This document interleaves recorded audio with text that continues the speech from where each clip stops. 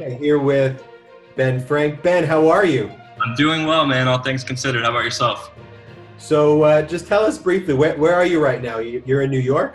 Yeah, I'm in Manhattan right now, in the epicenter, as they say. How's it going there? It's not too bad. I'm hunkered down, holding strong. I got my cats with me, so we're just sheltered in, going outside very briefly to get some exercise. But other than that, staying put, watching a lot of movies. But well, we want to talk about some movies today. And so first I want to know about this project, Ben, Can I Be Real? When did you start it, and what is Can I Be Real? Yeah, so I actually started at the end of 2018 as a newsletter, weekly newsletter, just kind of, running through the weekly hits of what's coming out to theaters, what people should be watching on streaming, nostalgic throwbacks, and then also like trending news in the industry. The newsletter went well. I was able to get an audience, and then I realized I wanted something a little bit more public facing, something that people could engage with on the day to day and share the content. And so I created the Instagram page, top of 2019, and so it's been a little bit over a year that I've been running it. I've heard you call yourself a Swiss Army knife. Yeah. That rumor? What does it mean when you say I'm a Swiss Army knife? That's something that was kind of instilled in us working at translation and a few other jobs I've had. It's just always being able to get your hands on different facets of the creative business and just being able to mold and adapt as the industry demands it. So, whether it's creating social content, whether it's ideating strategy for that content, in producing that content, I can kind of do a little bit of everything. One of the things that I find so interesting now as you and I, talk through Zoom, is the parity that exists in content creation.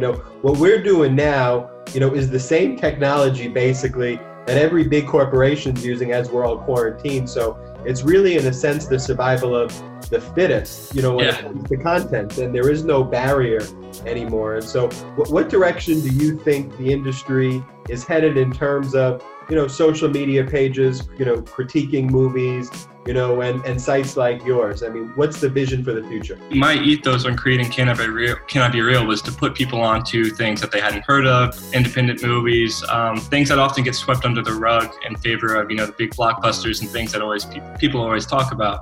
A lot of when I was creating Can I Be Real and doing like a little competitive analysis on what's already out there, I noticed that a lot of pages celebrate the old and live in nostalgia. And I wanted to put a spotlight on the creators and the voices that are moving things forward now. So one thing I do with the page is really shout out independent filmmakers that are coming out for the first time, whether it's a directorial debut or women or people of color that are creating films in Hollywood that deserve to be seen. And they're the ones that are really moving the needle right now. And that's kind of what my ethos has been from the very beginning. One of the industries that is surviving, if not thriving, are the streaming services, whether it's the Netflix, the Hulus of the world, and obviously everyone's been talking about, the mainstream, docs, the Tiger Kings of the world and that. But what I really want to talk with you about today, though, are what may be flying under the radar a bit and what may be, interesting for people out there, to watch and consume.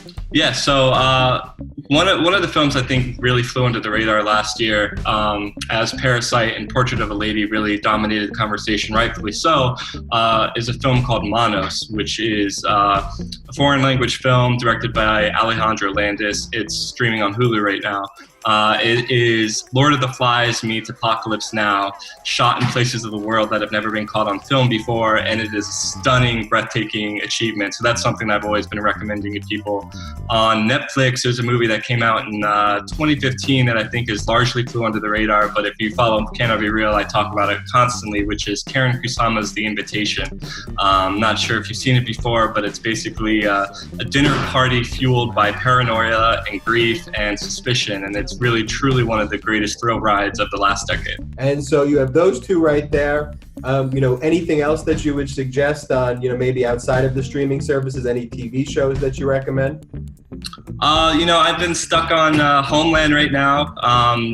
Little Fires Everywhere has been another thing I've been watching. That's on Showtime and Hulu, respectively.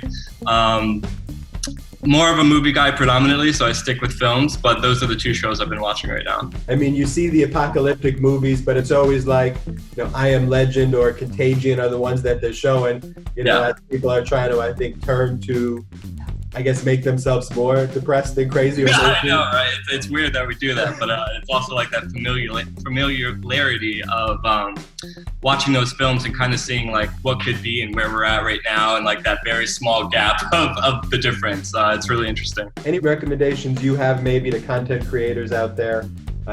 People who are thinking, I can't do this, or just thinking, wow, I only have 5 followers, I only have 10 followers, and getting, discouraged maybe. I mean, what would you suggest to them? It's a grind, and it's a slow one. Like, it really takes insight on how to build an audience and make sure that you're gaining that traction. I think learning best social practices, whatever that means to you, obviously learning the basics of how to run your platform, then also adding your own little flair to it, like what makes it different from someone else's. And that could be very well what you cover versus what other people cover, which is kind of what I established with Can I Be Real, was creating a page that's putting out trailers for independent films, and then also highlighting these new rising filmmakers and giving them that spotlight. That's kind of been something I've been working towards to owning, and that's, I think, what's really gotten people to resonate with my page. It's definitely finding your niche and then applying that with the best social practices, and also networking with other pages that do the same thing, building a community outwards and not just trying to focus on your page yourself, but dapping up other people and what they're creating, sharing it on your stories. And I think that goes a long way to building an audience. Well, thanks. I would love to check back with you next week too, and we can maybe get your recommendations out there like that. I'd love to highlight and spotlight independent filmmakers, especially things that are flying under the radar. So I personally am going to go watch Manos this evening. I suggest everybody do. I'll let you know what I think about it. Absolutely. I look forward to that. We really appreciate your time. And anything else you want to say to anyone watching out there? I would say look out for neon-rated films. Everyone talks about A24, rightfully so. I'm A24 Hive, but if you want to see some new independent films that have really been dominating, like Manos and Parasite, Portrait of a Lady on Fire, Loose, Little Woods, they are all under the neon-rated umbrella, and I think they're the ones to watch in the coming years. Neon-rated. Thank you so much. Right. Thank you, man. Have a good one.